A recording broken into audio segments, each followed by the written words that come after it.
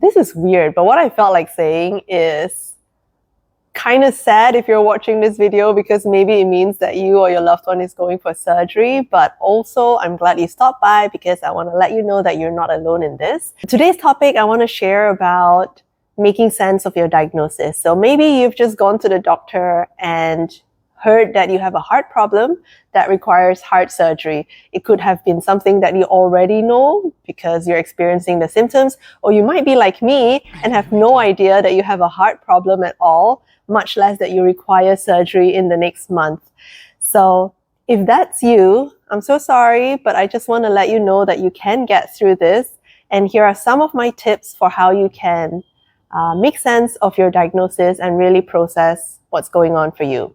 The first thing is, if possible, bring someone with you to the clinic, because there will be a lot of information that the doctor is sharing with you. And when you're shocked in the moment, you might need some time to process. And that could mean that you're not getting all the information that the doctor is sharing with you.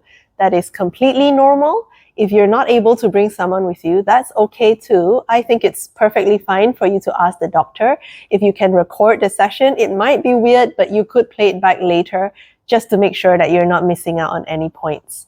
And if you have a doctor like mine, he was pretty cool. He actually took a piece of paper and then he scribbled down some key points as he was sharing with me. And I found that super helpful, and I actually went back to that piece of paper later.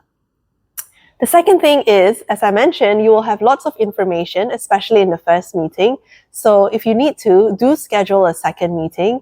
And before that, you can list down any questions that come to mind so that when you meet your doctor again, you can ask those questions, and don't be afraid to ask anything that could be on your mind. Nothing is too silly. And trust me, you want to be prepared. So it's better for you to ask and to get your answer than to have all these niggling thoughts in your mind and not be sure how to deal with them. It's already a difficult time, so you don't need any more anxiety than you already have. The third thing is to research. So what my doctor said to me is that you can research, but not too much. And I think the point is not to research to a point where you worry yourself exceedingly. That's not good either, but I think it's good to at least know what is your condition and what to expect of your particular surgery. That will help you to be mentally prepared on the day and throughout the recovery process.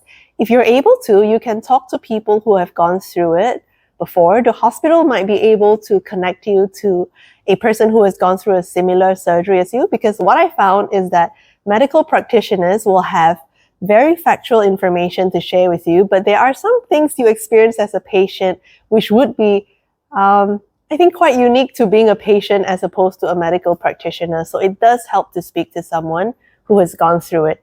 If you are experiencing, if your condition is a mitral valve prolapse, then feel free to hit me up. Hit me up. If your condition is a mitral valve prolapse, which is what I have, then I'm more than happy to share with you specifically what I went through. And if you would leave any questions in the comments, I'm happy to answer them as well.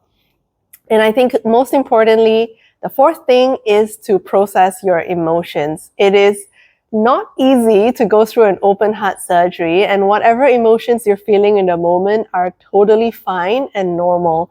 You might be feeling confused, you might be feeling fear or anxious. Just know that you are not alone, and you can take the time that you need to process that. No one expects you to be a superhuman at the moment of getting your diagnosis. So it's okay, friend, you got this. This is awkward, but apparently being awkward is my thing. So I'm sorry, good luck. I'm alive, I'm well. Oh my God, that's terrible.